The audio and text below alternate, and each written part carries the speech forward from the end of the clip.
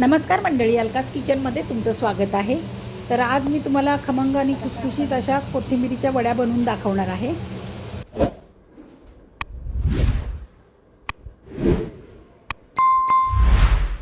तर एक जुडी मी कोथिंबीर साफ करून घेतलेली आहे. जे जास्त जून पण नाही आहे कोथिंबीर, अगदी कोवळी कोथिंबीर आहे. आता आपण सगळ्यात आधी तर धुवून घेणार आहोत कोथिंबीर.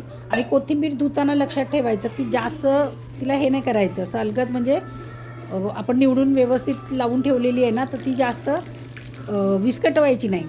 आणि स्वच्छ धुवून आपण एका चाळणीमध्ये पाणी निथळायला ठेवायचं आहे. आणि लक्षात ठेवा, चिरायच्या आधी नेहमी कोथिंबीर धुवून घ्या. धुतल्याच्या नंतर चिरू नका, नाहीतर कोथिंबीरीला अजिबात चव लागणार नाही वडीला, तुमच्या कोथिंबीरीच्या वडीला.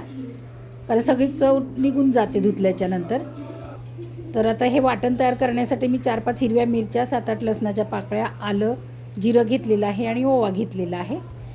तर हे मी मिक्सरला लावून घेते. आधी जाडसर वाटून घेणार आहे.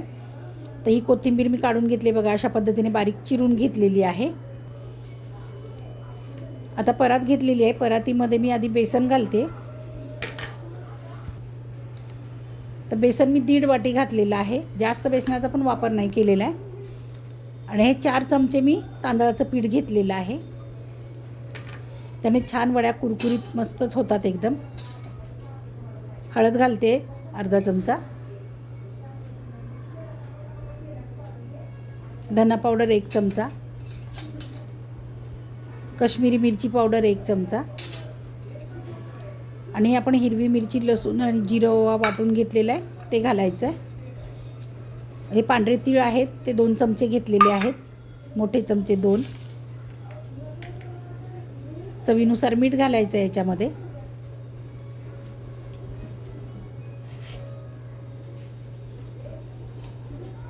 आता ही बारीक चिरलेली कोथिंबीर घालूया. तर बघू शकता मंडळी, कोथिंबीरीचं प्रमाण जास्त आहे आणि बेसन पिठाचं प्रमाण कमी आहे. त्याच्यामुळे या वड्या अगदी छान कुरकुरीत होतात. तर हे सगळं मिक्स करून घेऊया.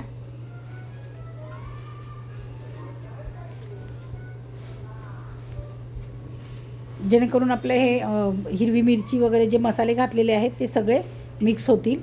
तर हे मी कोरडं असं मिक्स करून घेतलेलं आहे बघा, अशा पद्धतीने.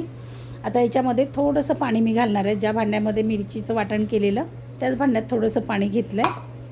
आणि लागलंच तर थोडंसं वरून घालणार आहे पाणी, नाहीतर नाही लागलं तर काही गरज नाही. कारण मीठ टाकल्याच्यानंतर कोथिंबीरीला ऑलरेडी पाणी असं थोडं थोडं सुटतंच. त्याच्यामुळे जास्त पाण्याचा वापर नाही करायचा आहे. तर हे मस्त असं मिक्स करून याचा मस्त असा गोळा तयार करून घेणार आहे.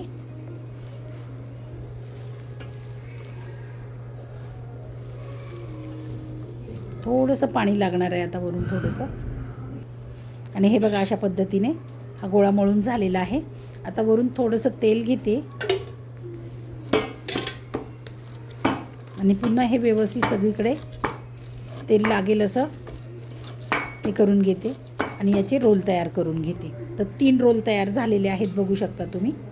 तर पाणी गरम करायला ठेवलेलं आहे. चाळणीलाही मी तेल लावलेलं आहे आणि त्याच्यामध्ये ते रोल ठेवून आता आपण वड्या उकडून घेऊया. 10 ते 15 मिनटं आपण वड्या ह्या उकडून घ्यायच्या आहेत. आणि उकडून थंड झाल्याच्या नंतरच कट करायला घ्यायचे. तर काढून घेतलेले आहेत आणि थंडही झालेले आहेत. आणि बघू शकता तुम्ही, मस्त वड्या आपल्या कट करता येतात आपल्याला, तुटतही नाही कट करताना आणि छान दिसत आहेत. सगळ्या वड्या कट करून घेऊया अशा पद्धतीने.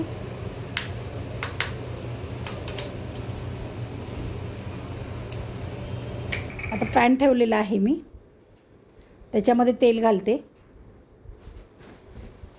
तुम्हाला जर जास्त तेलामध्ये तळायचे असतील, आपण भजी तळतो तसं तळलं तरीसुद्धा चालेल, पण मी शक्यतो अशा कमी तेलामध्येच फ्राय करते. तर एक एक वडी आपण सोडून घेऊया तेल गरम झाल्याच्या नंतर.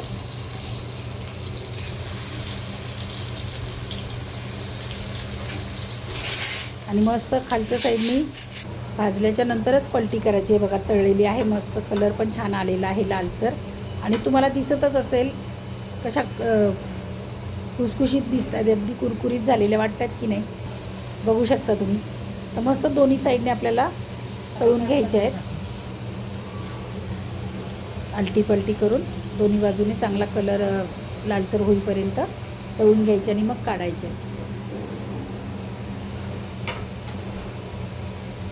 तेलने तळून असं काढून घेऊया. तर खरंच खूप छान होतात हे. अशा पद्धतीने तुम्ही बनवून बघा. मस्त खुसखुशीत झालेले आहेत. तर मंडळी, हा व्हिडिओ तुम्हाला कसा वाटला ते नक्की कमेंटमध्ये सांगा. व्हिडिओला लाईक करा, शेअर करा आणि नवीन असाल तर माझ्या चॅनलला सबस्क्राईब करा. धन्यवाद.